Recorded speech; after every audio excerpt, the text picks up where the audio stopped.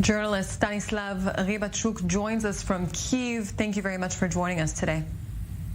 Welcome to be here.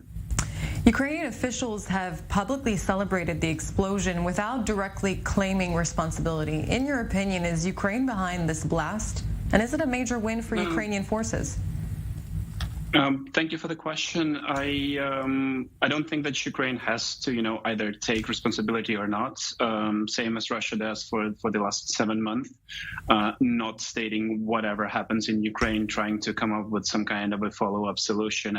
Explanation that is, it wasn't like a direct hit on the school or on the medical center. It was someone hiding there. It was some kind of a hidden military base and so on. So Ukraine is simply not spreading out lies. It is not saying whatever and, leaves it to the viewer to decide what is the actual cause of, for instance, this Crimea blast. So as you probably know, there isn't an official comment on this. It might have been Ukrainian forces. It might have been some kind of internal Russian dispute as claimed by a few of the president's attorneys, I would say. So basically, there are different reasoning in the news, but there is nothing official or, as you said, claimed by the by the Ukraine. As for the victory, definitely this is a huge strike to the logistical opportunities of Russia, which is already severed by taking of the Kharkiv Oblast, Izium, and so on. So taking the logistical hubs, the railway hubs, that is the only way that Russians are supplying their forces in masses. As we just saw reactions out of Kyiv, explain the significance of this bridge. I guess I would agree to the comments that I've heard you record. So most of the Ukrainians, if not all, were waiting for this day to come because you must understand that taking Crimea and the Crimean bridge is just like the focal point for President Putin. So he was claiming this as the largest victory over his, 20 years or so in power.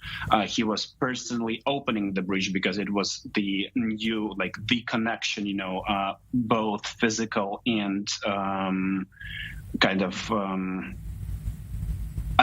physical and reputational for him. There you go. Because taking Crimea and making it a part of Russia, as well as the hugest military base in the Black Sea, is kind of the focal point of the whole operation also. And therefore, taking a blow to this bridge means both losing security measures on the bridge and, again, hindering supply chains that are critical for all of the Russian forces in Kherson Oblast, in Nikolaev Oblast, in Zaporizhia Oblast as well, because Ukrainian forces are controlling the land routes that are being supplied from the Rostov-on-Don Russian region.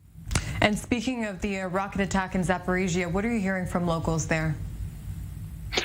It looks more, it feels and looks more like, as again you've said in your commentary, like a revelation for the Crimean bridge blow. Although I would also like to know that there is no official Russian position yet.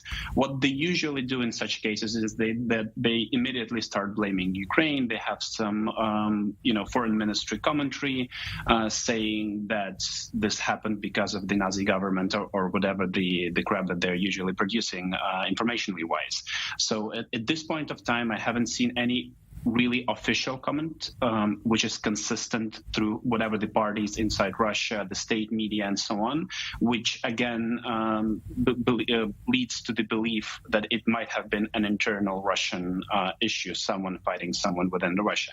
But as you've said with Zaporizhia, people are obviously frightened because this is one of a few Russian cities Ukrainian cities that are still being able to be bombarded by the Russian forces simply because they're close to the borderline. So in-depth strikes are limited. They're still possible, as was shown on the Bila Tserkva attack last week. But in general, only those frontline cities are reachable for any kind of mass bombardment. Stanislav Rybachuk, thank you very much for joining us from Kyiv. Thank you.